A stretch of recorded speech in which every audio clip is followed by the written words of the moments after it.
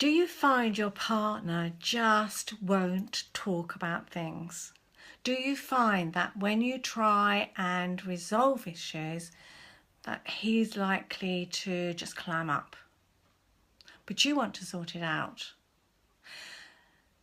I'm saying he and she, and I think it's quite interchangeable, but my experience is that quite often it's the woman who wants to talk about things and get it resolved, and it's the man who goes back into his man cave. And the more she wants to talk about things, the more he retreats. And so getting into that loop. Because the more he retreats and refuses to talk, then the more she gets frustrated and wants him to talk and feels angry and frustrated and upset because he won't come out of his shell.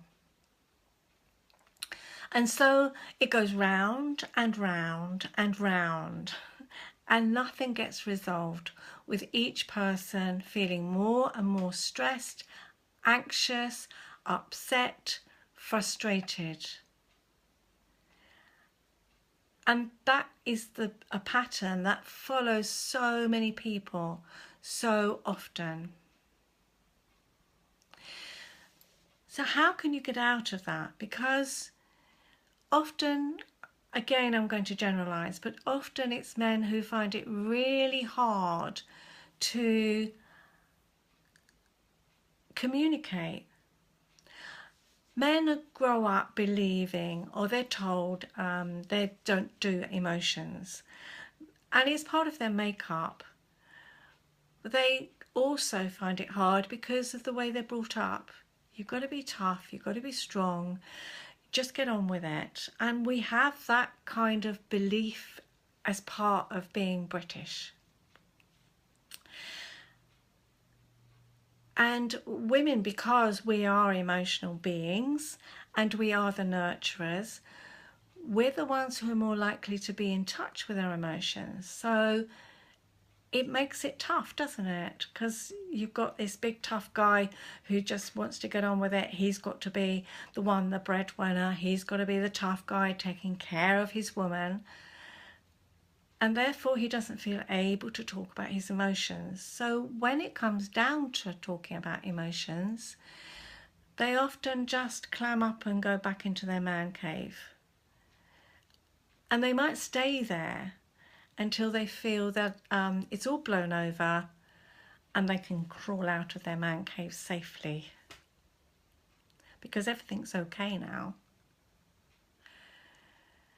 It doesn't really help though, because the woman doesn't feel that the matter's been resolved, and she's going to hold the resentments. She's going to be feeling inside, we never sorted that out, and I'm still feeling upset about the whole situation. And she's more likely to hang on to that. And so next time something happens, then she's going to bring it up again.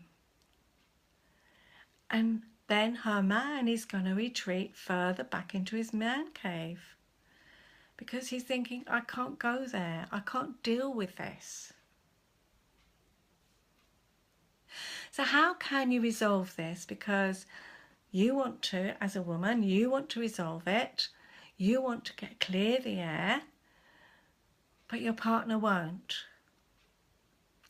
Well, the more you badger him, the less likely he is going to be able to talk to you. But at the same time, you need to get it resolved, because it will cause issues in your relationship. Sometimes it is a case of when things are calm and you're feeling the relationship's on an even keel and you're happy, open up the discussion then. Now, I know I've heard so many people say to me, I didn't want to bring it up because everything was going okay and I really didn't want to rock the boat. That's the best time to talk to each other, because you're both feeling calm. And often you can start the conversation by telling your partner how much you love them, how much you care about them, how much you care about the relationship. And then talk about what's on your mind. And ask your partner what it is that he really needs. Ask him, what is it? How can we talk to each other? I know this happens and I really feel that we just go round and round in circles. What is it that you need? Ask him what he needs. How can we resolve this? And if he just says, well, I just want it all to go away, just gently remind him that it doesn't, and that he will get an onslaught of real backlash of all the stuff you've been hoarding, piling up in the back of your mind because it just wasn't going right. So there could be that, you could say that, and find out how it works for him and what it is that you can gently work together. And it may take a while, you're not going to get it right straight away, because if this has been going on for a long time, it's less likely to be resolved in 2 minutes either. So that's a starting point. I've also known couples where they found it easier to text each other because it's hard for the guy to actually say how he feels, and that can open up a conversation. But just be wary of your language. Don't point a finger. Don't start saying you did this and you did that. It's much better to own our feelings, because that is less likely to create a real problem. Nobody likes a finger pointed at themselves. I certainly don't. I'm likely to throw my toys out the pram if somebody really has a go at me. And so if somebody owns their feelings and says, I feel that things aren't going right, my feelings are, my thoughts are, because they are your feelings and thoughts, rather than you did this and you did that.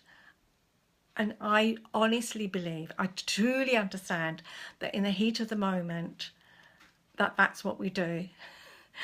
Done it myself, still do on occasions, I'm not perfect. So yeah, I get it, but if you can just take that deep breath. And also, if you're texting each other, you can actually say, let me think about that. Give me 2 minutes. I'll come back to you on that. I want to think about that. Or don't answer a text in anger. Don't just respond to it.